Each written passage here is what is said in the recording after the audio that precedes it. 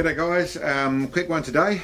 I just want to introduce our new rifle to the family. This is a Remington 700 308, the police special. It's one that we're really trying to do a video or do a build with something similar to what a lot of people are going to have in the cupboard, which was just a 308. We're going to end up in a decent chassis with it, but go through the whole process. We actually see it as it was when we bought it and what it shot like, and see what we end up with, see what we can make it shoot like and make it perform like, and all the ergonomics and features of that ride. So we've started with as I said, it's a police special, so it's a 26-inch heavy barrel in a Remington 700. This one's mounted in this, I think it's carbon fibre, but essentially it's a lightweight glass stock. They come essentially already bedded.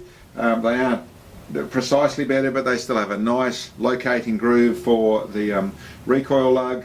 They've got an aluminium chassis inside them.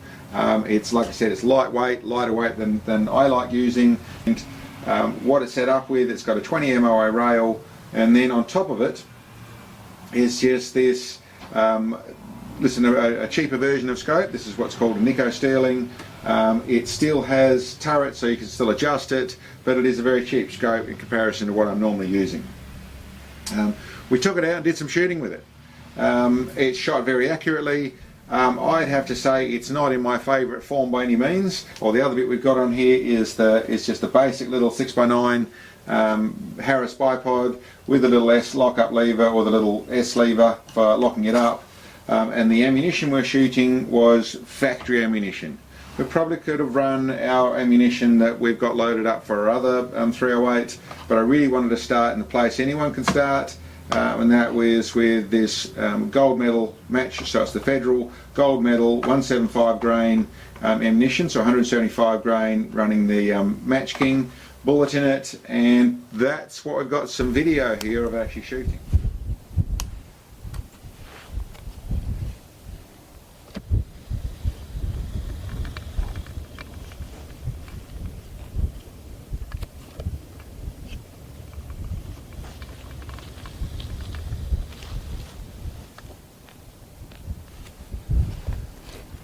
Good to go.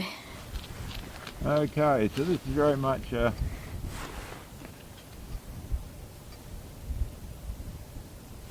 what anyone would shoot with. Yep.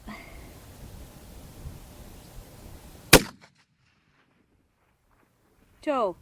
1.5 targets tall. Nice and straight. In line. 1.5 targets tall. Well, let's see what that does. Okay.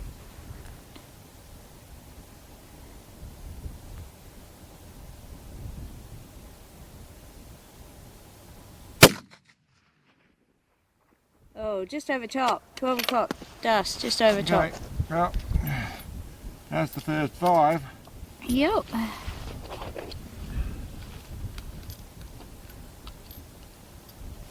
Good to go. In, comfortable, on.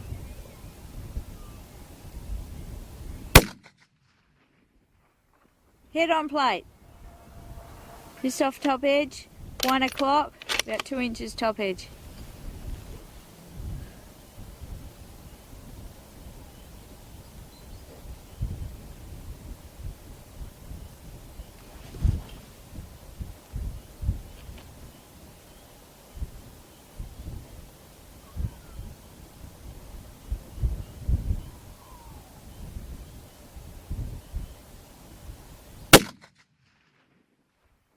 Hit on plate. Can't see where it hit. Must be in the top. Yeah. Yeah, okay.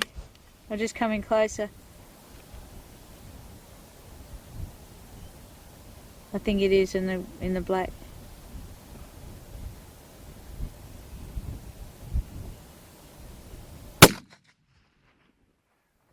Hit on plate. Left, I think. Oh, hang on. I can't see the impact. Closer. I think on the black of the handle. Yeah, it is, just above the last one, so top right. It hit something, it moved.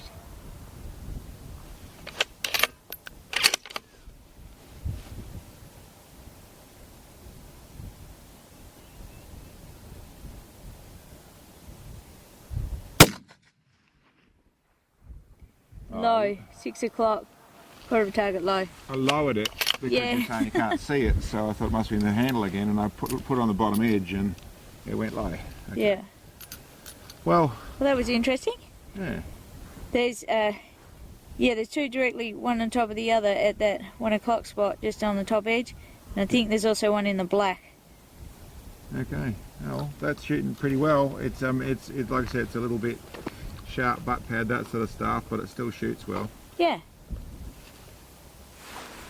Okay, so you're right. Ready when you are. I've got no preload. Just going to shoot it the natural way. Okay.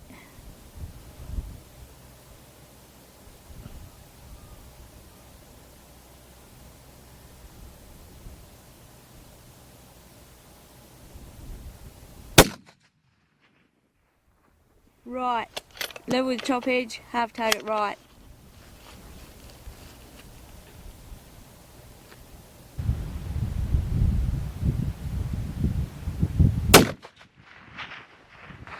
Hit on play. 2 o'clock, 3 inches right edge.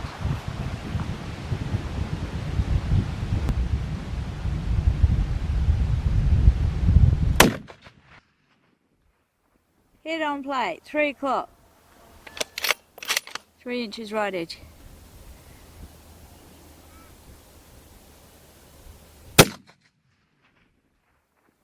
Right. 3 o'clock, half target right.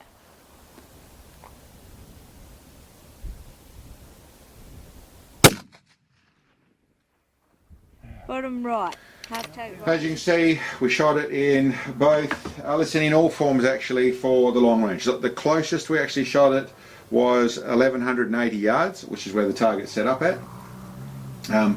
We shot it on this bipod, we shot it on a bag, and we shot it using our adjustable bag rest, and we shot it using a normal bag.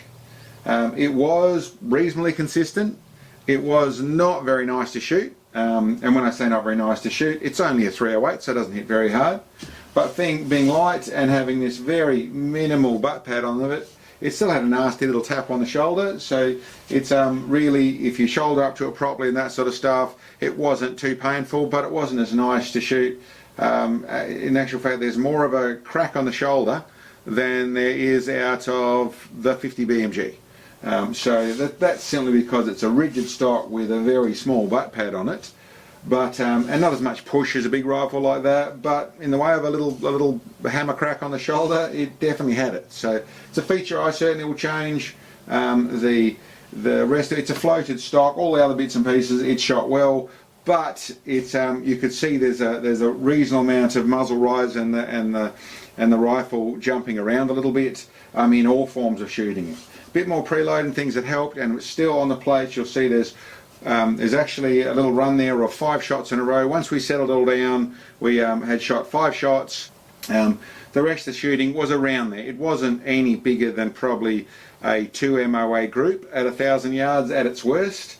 At its best, it was under an MOA. It was in the 3/4 MOA at 1,000 yards, or 1,080 yards. So shot very well for factory ammo and a Remington 700 with an average scope on it.